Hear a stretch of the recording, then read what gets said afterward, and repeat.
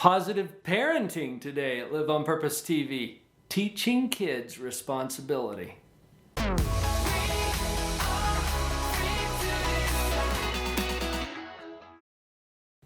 Positive. Big surprise, right? You're going to get some positive parenting from Dr. Paul today. Years ago, I created a program called Parental Power. I've had a lot of requests to send out that CD, which was discontinued a few years ago. I apologize for that. We got a new program coming. Watch for that. Positive parenting. How do we do that? I think the first thing is to understand the dynamics that happen between control and maturity. So this is the content from that Parental Power CD set that I used to do. You're getting it right now, okay? We're going to start with control and maturity. Control means control over your own life. So you can have 0 control or 100% control or somewhere in between. And it's usually somewhere in between. Now this goes for you, it goes for your kids. Just think control over your own life. Now on the other axis, we'll put maturity. Maturity is a complicated issue, but the most common way we think about maturity is in terms of age. So think of it as starting at birth and going through adulthood. Now it gets exciting when we compare these two dimensions together, when we put control up against maturity and see what happens. When you're first born, how much control do you have over your own life? Right. Well, not quite 0 because you can make a big noise and a big stink. But that's about it when you're first born. How much control do you have as an adult? Now, little side note, when I ask teenagers how much control the adults have, what do you think they answer? Right, it's a little different answer from us as adults because we know all the small print. But the teenagers will almost always say, oh, they have 100% control. Let's roll with their idea for just a minute. And as we plot the control against the maturity, here's what happened. We get a line that divides this space, starting low, ending high. So the more and more control you get depends on how mature you are. So the more mature you are, the more control you get. Does that make sense? This part under the line is the part you get for yourself. The part over the line is the part other people take in your life. Now this is true for you and it's true for your kids. Thinking about your kids for just a moment. How much control do they get to have over their own life? Well, when they're little babies, they don't get hardly any. When they're adults, hopefully they're in control of their own life by then. And there's this gradual increase as they grow up. Okay, so keep that in mind now. We're going to take age out of the equation. I want you to think stage, not age. Got it? Stage, not age. So I've divided this graph into 3 segments. And I've brilliantly named them stage 1, stage 2, and wait for it, stage 3. Isn't that brilliant? These 3 stages represent different stages of maturity or moral development, if you want to think about it that way. Stage 1 is the least mature. And you'll see in the graph that stage 1 does not allow for much self-control. Most of the control is taken by others. Stage 2 is kind of a balance. It's more mature, they get more control. Stage 3 is the most mature of all. Now, control is shared, almost always. There has to be 100% control. The only question is who's going to take that control? And there's a lineup for the control. Who gets to have control over your kids, for example? Well, here's the lineup. Who gets first dibs on the control? Always, number 1 in that position is the self. That's true for you, it's true for your kids. Self always gets first crack at the control. Who's second in line? Think about your kids now. Yeah, you are. As a parent, parents are second in line for their kids. In other words, if the kid can't take control of their own life, who's going to do it?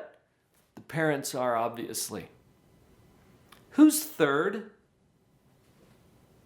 Yeah, I get a lot of different answers on this one. Friends, schools, whatever, right? School is actually closer than friends. Why?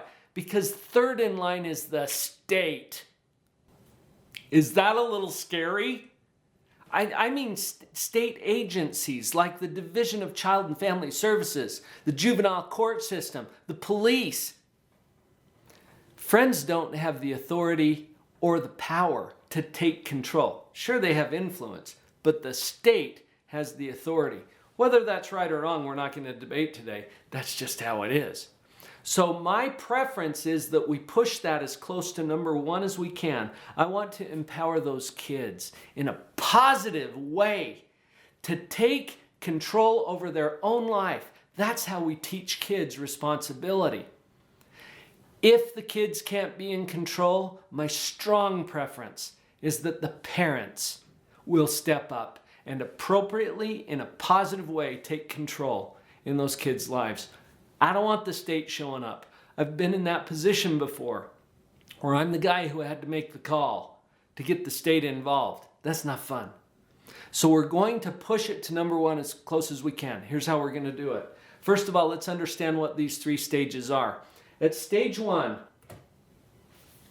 it's all self-centered. It's all about me, me, me. What's in it for me? Tends to be very selfish, demanding, manipulative. This is where fighting happens. This is where tantrums occur. Is this sounding familiar to anyone? Yeah, you as parents see this and you can identify it very quickly. This is stage one maturity. And remember, it's not about age. It's about stage. So could your 13-year-old be on stage one? Yeah. Absolutely. What if your 17-year-old is on stage one? We expect our 2-year-old to be there. That's developmentally appropriate. But when these older kids get into stage one, we say that they are immature, right? Because we expect them to be at a higher level of development. That's stage one. Got it? Now let's move to stage two. At stage two, we stop fighting and start cooperating. At stage two, we don't want any problems. We want to keep the peace. At stage two, we're willing to negotiate and we're willing to work out some kind of a win-win solution. You scratch my back, I'll scratch yours. It's a very complementary, very workable stage of development. Are you excited for stage three now? Let's look at stage three. Stage three is where true responsibility kicks in. This is where our behavior is driven by morals and ethics and values. It's where we actually do the right things for the right reasons.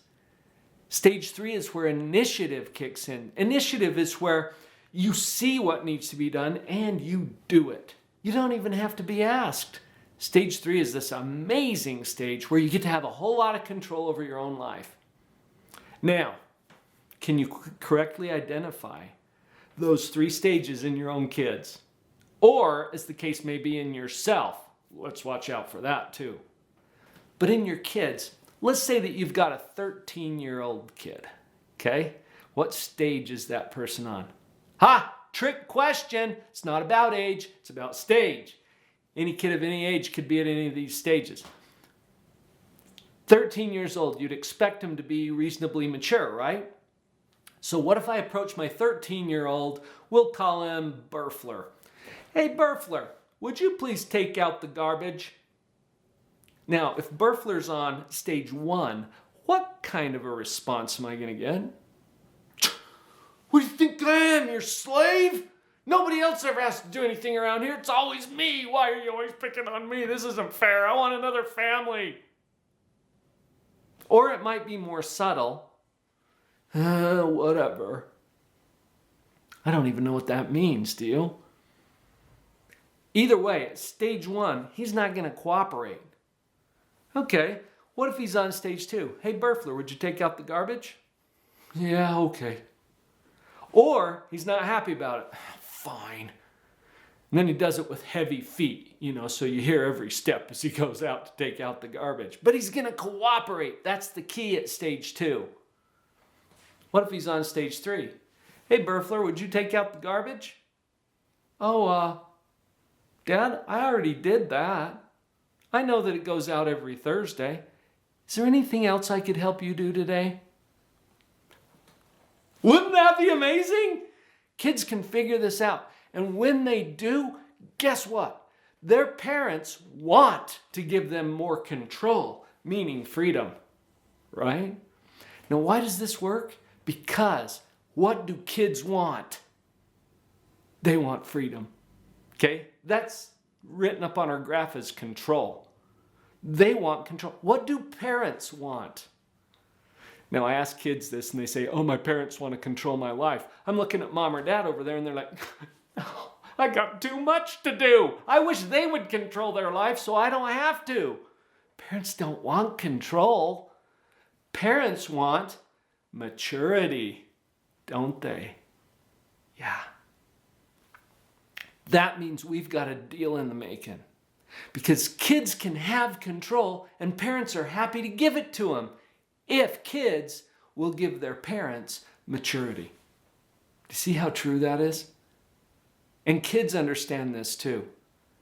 The positive parenting approach to teaching kids responsibility has to do with understanding these 3 stages so that you can do the right thing as a parent. Now, there's 3 C's I'm going to share with you as to what your job is as a parent. And it depends on what stage your kids are on. So if you're confident that you know, let's look at stage 1 first. Consequences. It's the only thing that works on stage 1. Why? Because this is their stage of moral development. This is why they do what they do. It's all about externalized consequences. We'll do some other videos about some of the possibilities for what those might look like. Consequences bleed over to stage 2.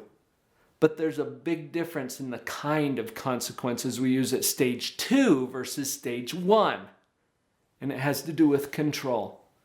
At stage 1, you have to use consequences that do not require cooperation. Why? Because you don't get it until stage 2, by definition. Stage 2 will still use consequences, but they can be the kind that require cooperation. You see the difference? Well, and when they move to stage 2, we'll add communication. Because now they're at the stage of development where they can rationally communicate. And we can have some conversation with them about the morals or the principles or the purposes behind whatever it is that we've asked them to do. Stage 3, that one's easy. Consultation. This is where your kids come to you and they ask you for your wise, sagely advice. And as you share that with them, they say, oh, thank you, dear mother. I will do that.